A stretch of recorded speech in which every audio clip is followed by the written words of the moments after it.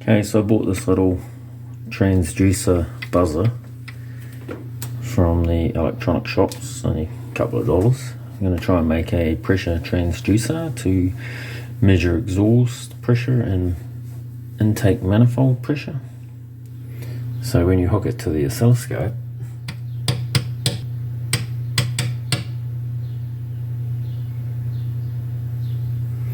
you get a reading from the sound, and if you blow on it or suck on it, you get a up and downward movement reading as well. So I'm going to put this on a little container with a tube that we can hook to the exhaust and the inlet manifold. Okay, next stage of the test, I've got a container, I've drilled a hole in the bottom. That's where we'll put the tube. We drilled a hole on the top, and I've glued the transducer onto the back. Got it hooked to the oscilloscope. Got a little bit of a seal in the lid. So we'll just screw that together, and now when I blow and suck in the hole,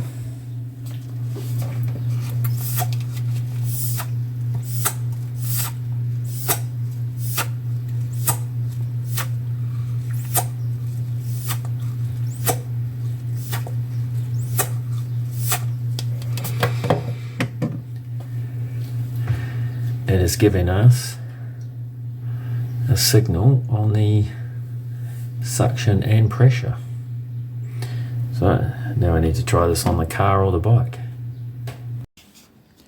Okay, so we've got the pressure transducer. I'm going to give this a little try on the exhaust, and then I might try fitting a tube to it and then trying it on the inlet manifold.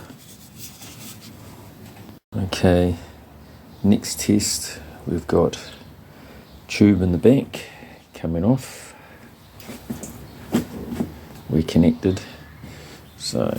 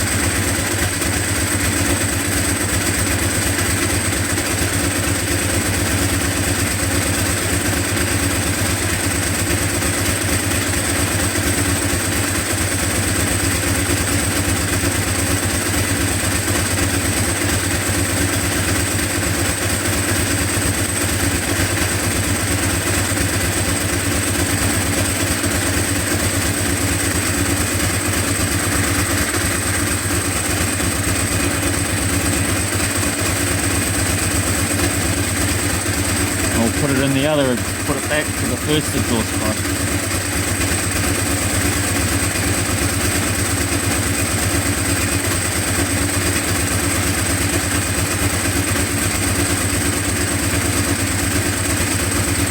So they look pretty consistent.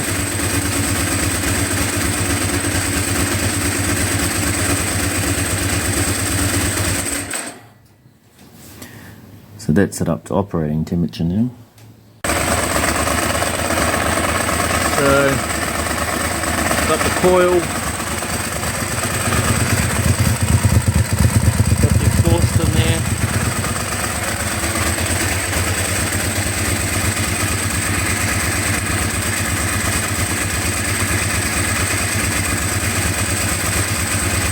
So the green one is the coil, and the yellow one is the exhaust.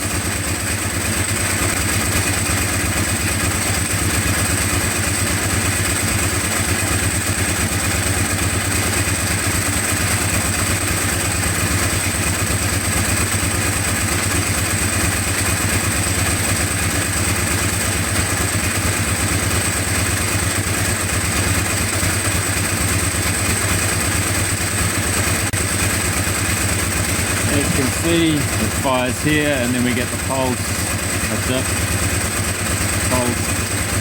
This one and this one's the same.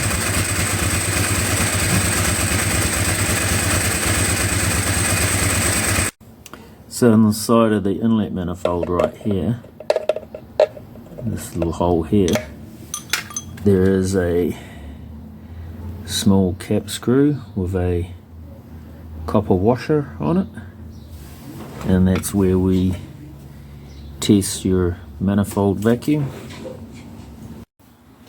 Okay, so I've got that, the little pointed plastic cone bit.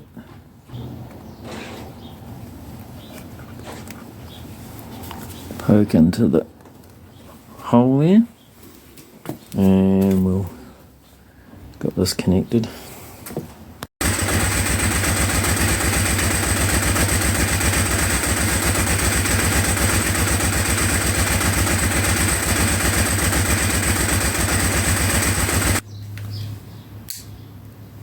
So that's manifold vacuum. What I'm going to do now is hook it to the crankshaft position sensor, and we'll see how they correspond with the exhaust and the manifold. So this is the crankshaft position sensor.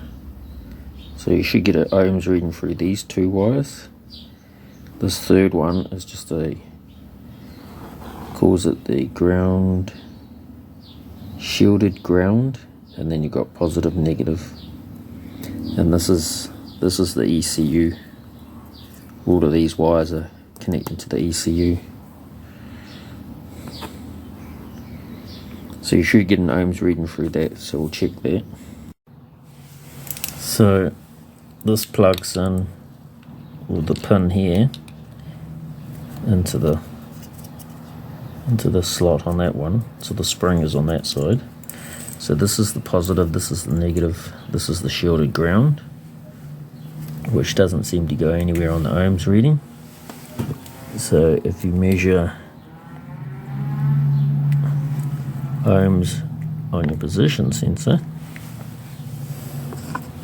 like so, which is between the black and the pink wire, we have 0.941 kilo ohms. So when you plug these wires in, you want them to correspond. This one needs to go to that one. Do not cross them over.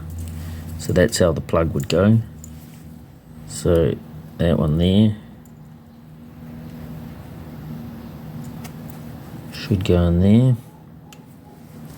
Black one should stay in the middle.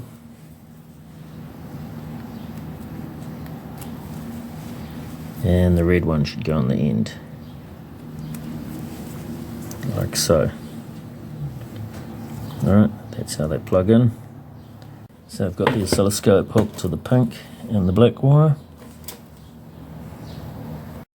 Okay, so we've got both channels connected, so we'll start the engine and I'll play around with the settings and see what settings shows the best.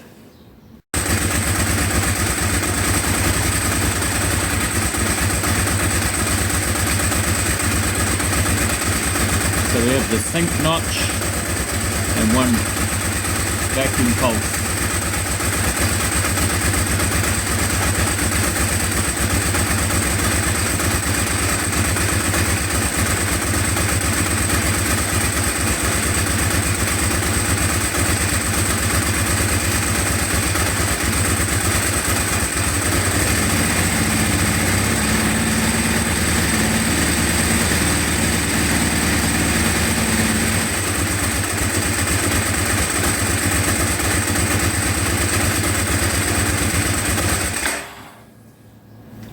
Alright, we'll try the exhaust now.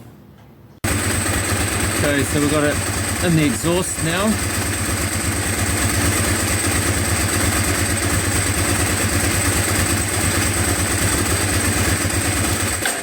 So I'll just pause that.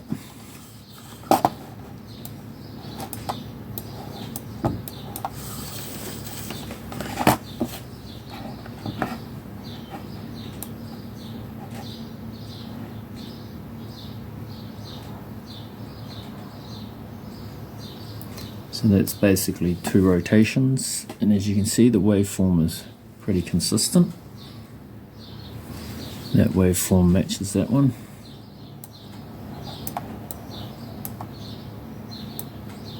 A little bit different on that one.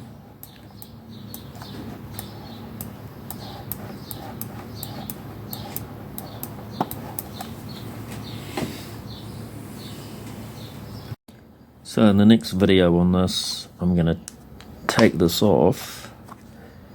Instead of having a hole there, I'm going to put this inside the container and seal the wires off through the lid. See if that makes any difference.